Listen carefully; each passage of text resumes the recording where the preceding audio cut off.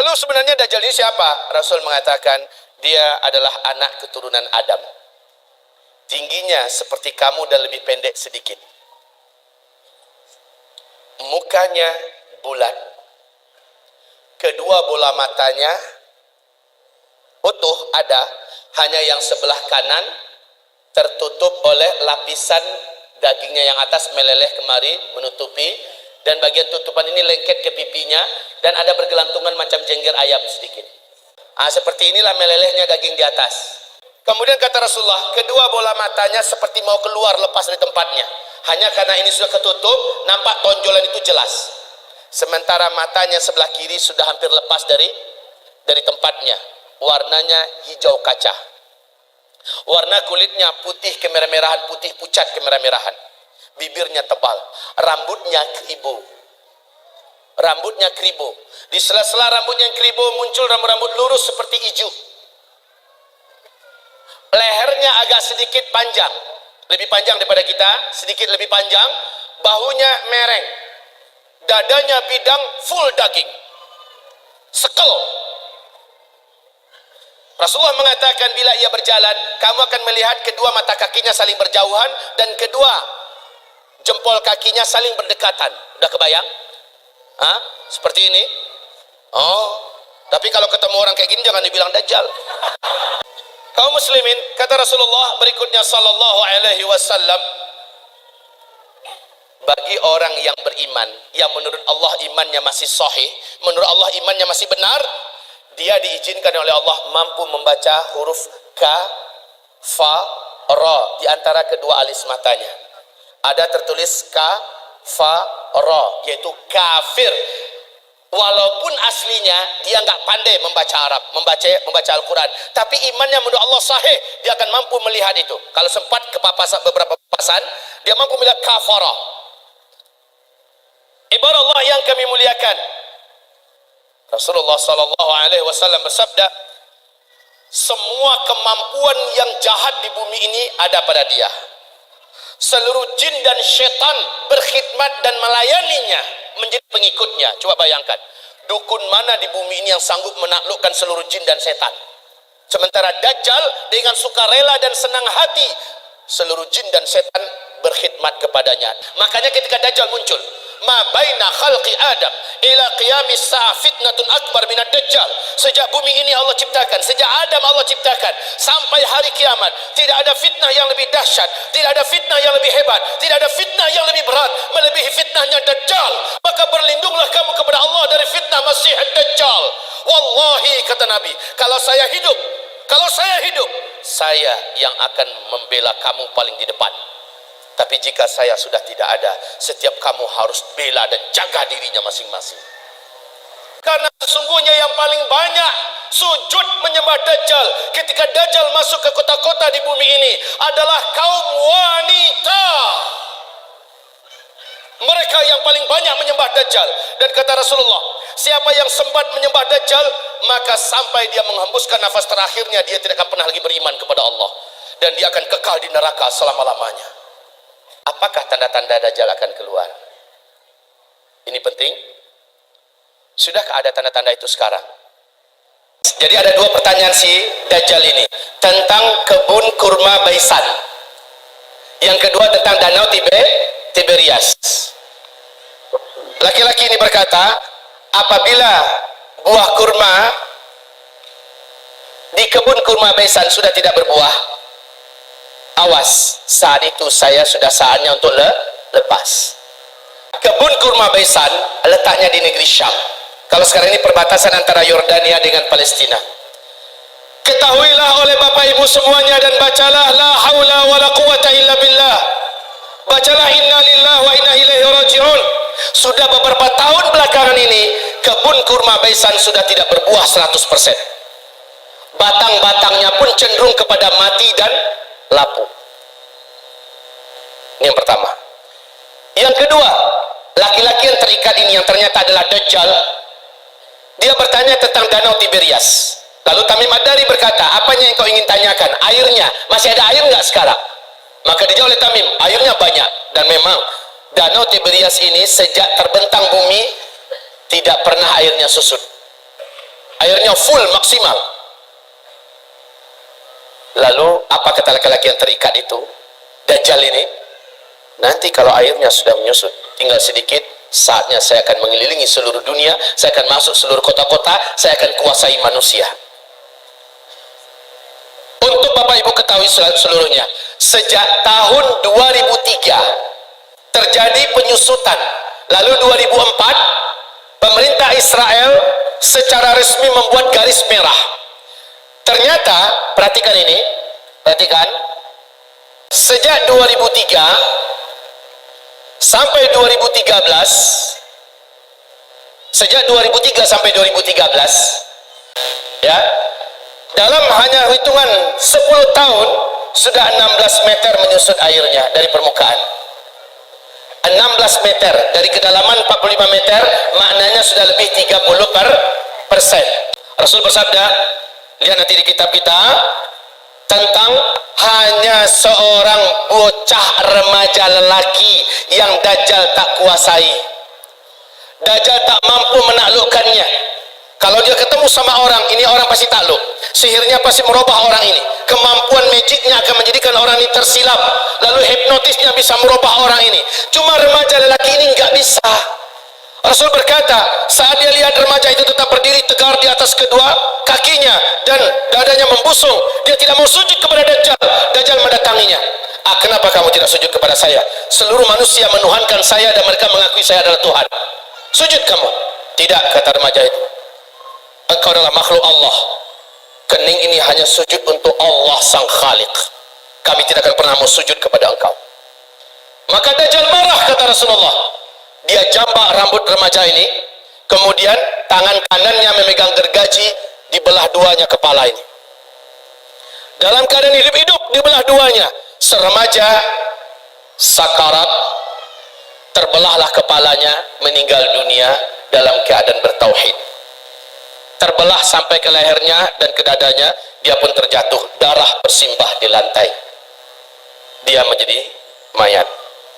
Dajjal mengelilingi 1 kali putaran sambil membaca mantra-mantra khusus. Setelah itu Dajjal menunjuk ke arah mayat remaja laki-laki ini. Kum, bangkitlah kamu, hiduplah kamu. Kalau selama ini Dajjal hanya dengan permainan sihirnya, tapi kali ini memang betul-betul Allah izinkan Dajjal bisa menghidupkannya kembali.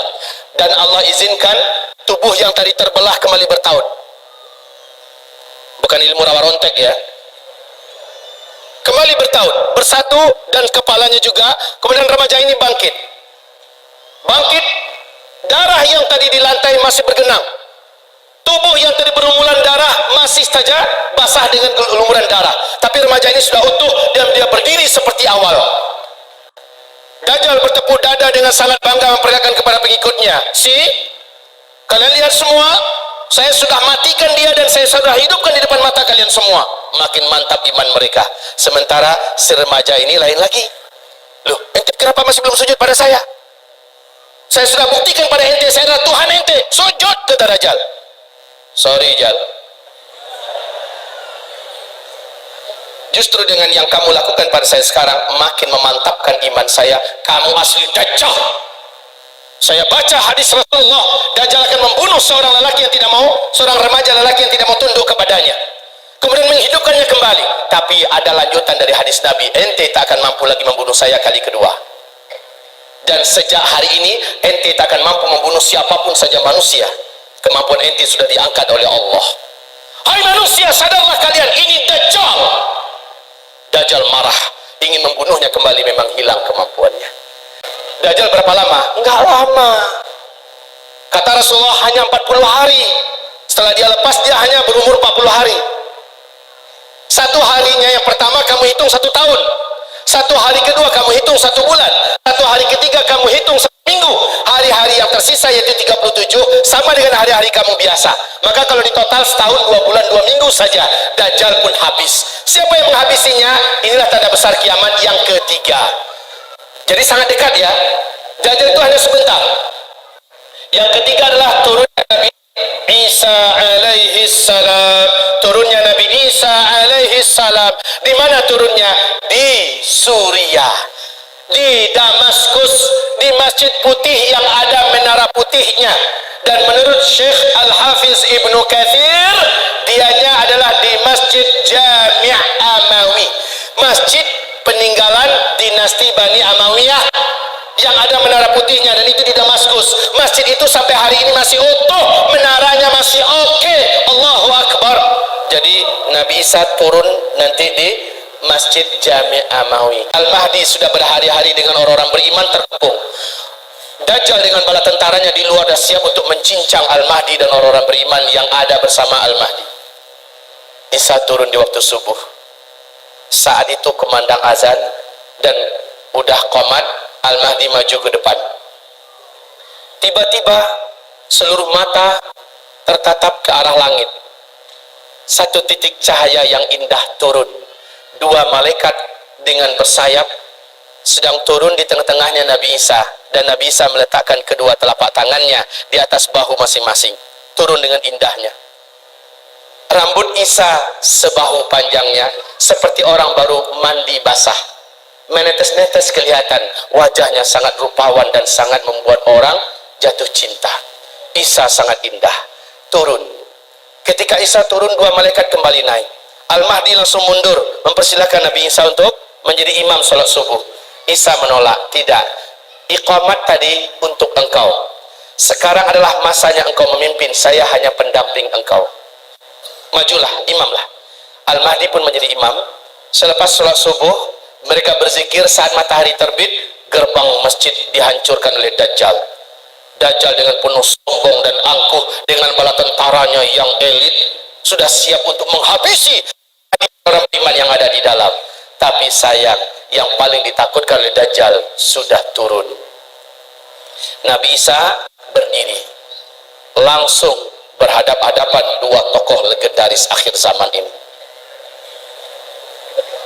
Isa melihat Dajjal, Dajjal melihat kepada Isa, melulung Dajjal di tempat. Melulung kesakitan seperti orang sakaratul maut. Sebab apa? Ada kekuatan yang diberikan oleh Allah kepada Isa yang menyebabkan Dajjal tidak mampu bertahan. Dajjal meleleh, kata Rasulullah, seperti melelehnya garam yang dimasukkan ke dalam air yang panas. Wallahi, kata Rasulullah, kalau Dajjal bertahan di tempat berdirinya, pasti dia sudah akan menjadi cairan di lantai. Tapi Dajjal langsung lari dengan kekuatan yang dimilikinya, langsung menghilang. Tapi qadarullah, Isa Allah berikan kemampuan di atas Dajjal. Di mana saja Dajjal lari, kemana saja, Isa udah nunggu di situ. Hah? Mau kemana boy? Lari kemana saja udah ditunggu oleh Nabi Isa. Terakhir di pintu Lud, Dajjal dibunuh oleh Isa. Pintu Lud ini di Palestina, ya, di Palestina. Saat Dajjal muncul di pintu Lud di Palestina, saat itulah Isa menghunjamkan tombak yang ada di tangannya. Jeritan kematian Dajjal terdengar siasatero bumi. Setelah itu darah Dajjal dinampakkan kepada Al-Mahdi dan orang beriman serta orang Yahudi melihat Isa mengangkat tombak itu tinggi-tinggi. Dajjal sudah mampus. Orang beriman bertakbir, Allahu Akbar, Allahu Akbar.